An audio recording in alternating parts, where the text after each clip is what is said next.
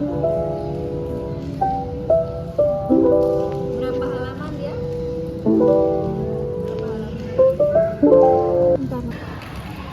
Assalamualaikum warahmatullahi wabarakatuh. Kami dari kelompok belajar kimia dasar kelompok 2, yang dimana kemarin kita sudah membahas tentang materi, ion, atom, dan molekul. Sekarang kita bahas tentang peranan kimia dalam kehidupan modern. Tonton videonya sampai habis ya. Terima kasih. Di PPT Bu Alo. Jadi banyak banget yang akan kita sampaikan di kimia ini.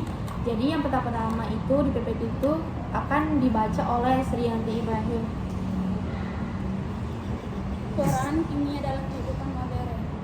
Ilmu kimia merupakan ilmu pengetahuan tentang komposisi, struktur, sifat, dan reaksi-reaksi bahan, terutama dalam sistem atomik dan molekuler.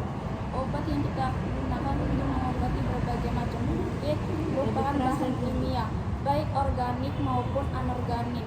Meskipun demikian, kebanyakan obat adalah molekul organik, contoh aspirin.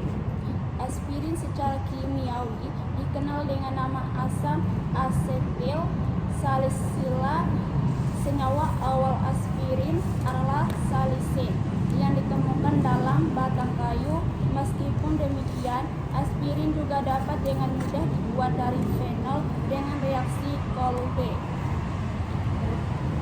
Jadi yang kedua itu ada sifat-sifat fisik molekul obat yang akan dibacakan oleh Desilawati. Sifat-sifat fisik molekul obat. Di sini ada keadaan fisik. Keadaan fisik itu molekul-molekul obat berada dalam berbagai keadaan, yakni padat, amorf di sini, atau kristal tidak beraturan. Padat kristal, padat higroskopis, atau mudah menyerap air, cair, atau gas. Yang kedua ada titik lebur dan titik didih, di mana titik lebur atau melting point MP adalah suhu di mana suatu padatan menjadi suatu cairan, dan titik didih atau boiling point BP adalah suhu di mana tekanan uap cairan sama dengan tekanan atmosfer. Yang ketiga ada polaritas dan kelarutan.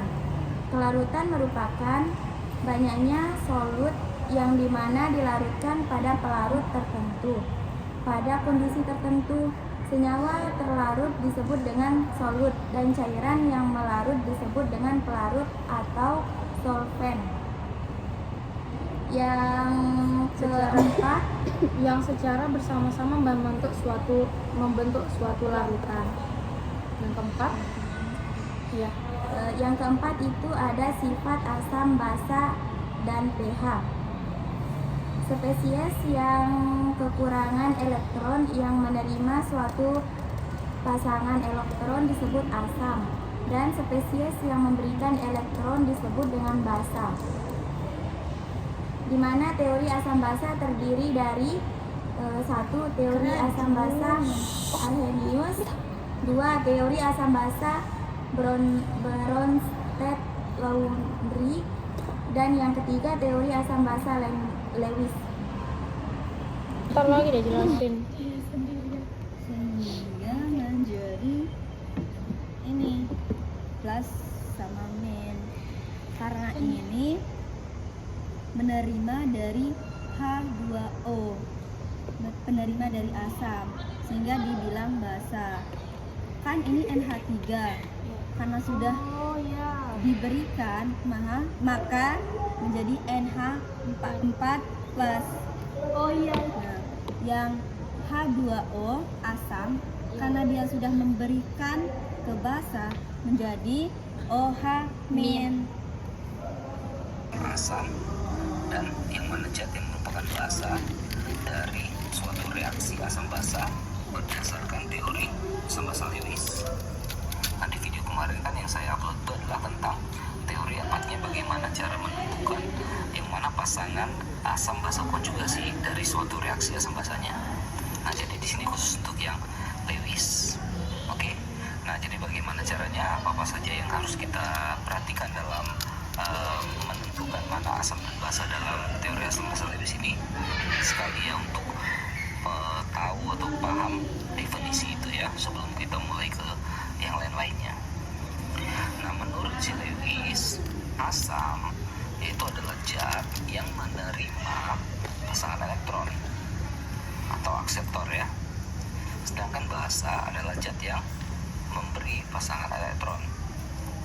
Nah, jika dikatakan memberi pasangan elektron, berarti juga bisa dipastikan bahwa syarat untuk menjadi basa Lewis adalah harus punya pasangan elektron dong. Ya, pasangan elektron bebas. Jika tidak ada, bagaimana memberi?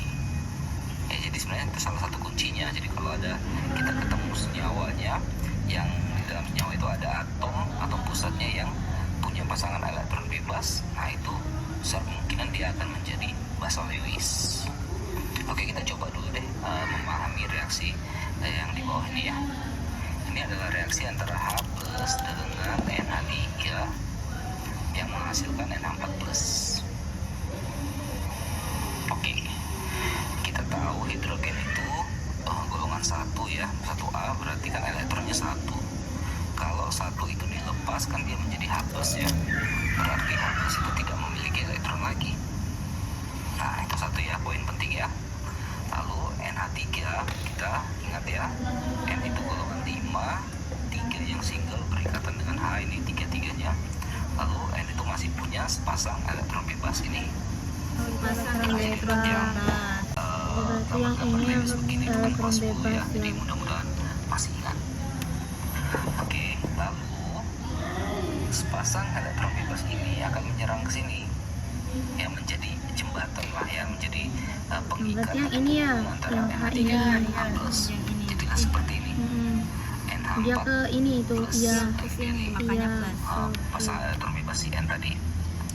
Nah, konsep ini sebenarnya adalah konsep kovalen koordinasi ya, yang kalian sudah belajar di kelas 10 tentang materi ikatan kimia. Jadi N menyumbangkan sepasang elektron bebasnya kepada H+ untuk dipakai secara bersama. Oke, kalau kita kembali ke definisi, nah jadi kita cek dulu nih, kita analisis ya mana yang asam mana basa di antara kedua zat ini. Zat yang memberi pasangan elektron, kalau saya lebih enak yang mencari basa dulu. Nah, jadi kan sepasang elektron bebas ini kan milik si N ya pada NH3, maka inilah spesi atau zat yang memberi, maka NH3 merupakan basa Lewis. Nah, sedangkan H+ seperti yang tadi saya katakan tidak punya pasangan elektron lagi, tidak punya elektron sama sekali kan, karena melepas satu elektronnya. Nah, jadi dia sifatnya menerima saja pasangan elektron, maka bertindak sebagai asam Lewis. Jadi kurang lebih begitulah cara menentukan mana asam dan basa dari teori asam basa Lewis. Ya, setelah ini kita lanjut ke latihan soal ya. Jadi setelah tadi kita sudah mempelajari teori asam basa Lewis, sekarang ada ukuran derajat keasaman atau pH dan derajat kebasaan pOH yang akan dibacakan oleh Risti. Ukuran derajat keasaman pH dan derajat kebasaan pOH. pH sama dengan min log H+.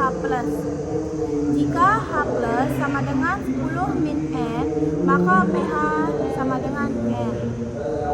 Dan jika H+ sama dengan A kali 10 min N, maka pH sama dengan N min log A. Semakin tinggi tingkat keasaman, semakin tinggi nilai H+, dan semakin rendah pH-nya. Penurunan satuan pH berarti keasaman larutan meningkat 10 kali lipat. Dan pOH sama dengan min log OH min. Berarti tadi yang pH sekarang pOH-nya. Ya. Jika OH min sama dengan 10 min N, maka pOH-nya sama dengan N. Jika OH min sama dengan A X 10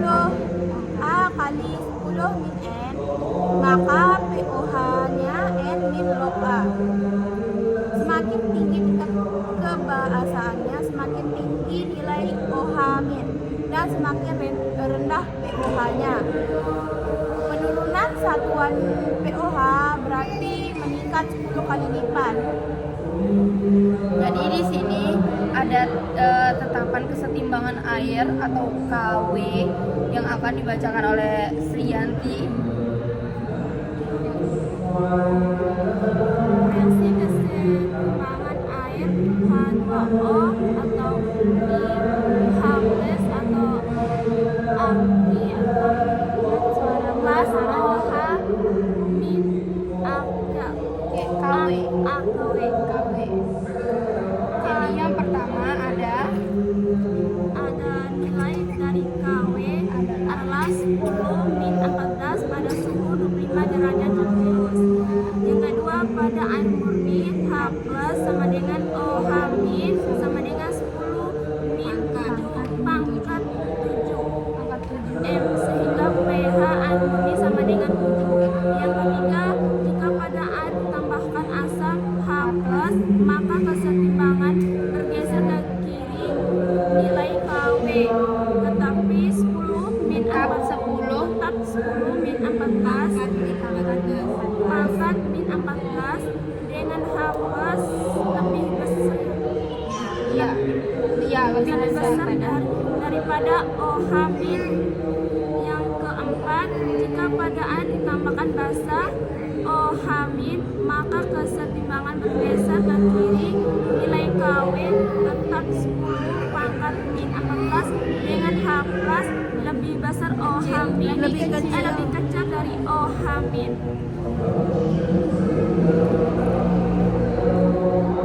Jadi di sini ada penentuan H+ dan pH larutan asam. Dengan konsentrasi yang sama, H+ atau pH larutan asam belum tentu sama. Hal ini disebabkan setiap asam memiliki derajat ionisasi yang berbeda-beda. Jadi ada asam kuat dan asam lemah. Jadi kalau asam kuat itu teorian sempurna A sama dengan 1 atau A sama dengan 1. Contohnya ada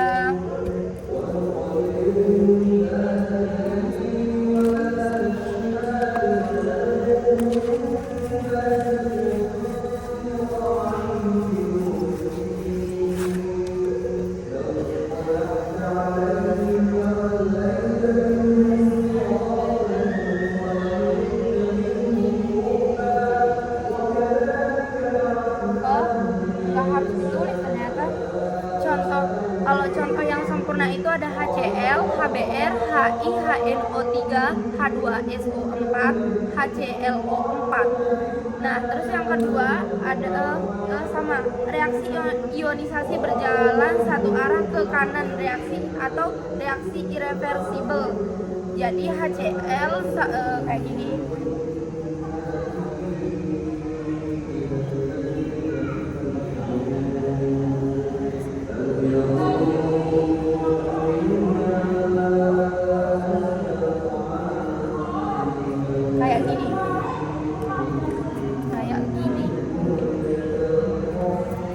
Terus ini yang asam kuat. Kalau yang asam lemah tadi kan ada terion sempurna, sekarang terion sebagian. Nah, contohnya ada CH3, COOH, H3PO4, H2S dan lain-lain. Reaksi ionisasi berjalan bolak-balik. Nah, jadi contohnya ada CH3, saya tulisin lagi.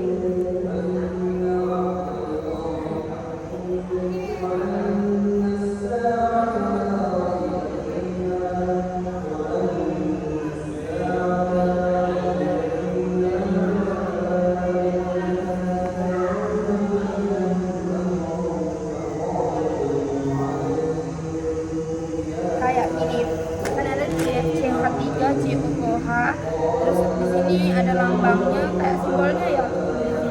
Terus ini kayak gini.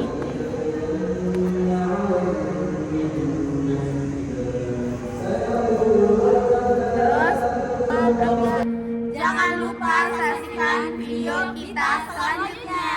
Wassalamualaikum warahmatullahi wabarakatuh.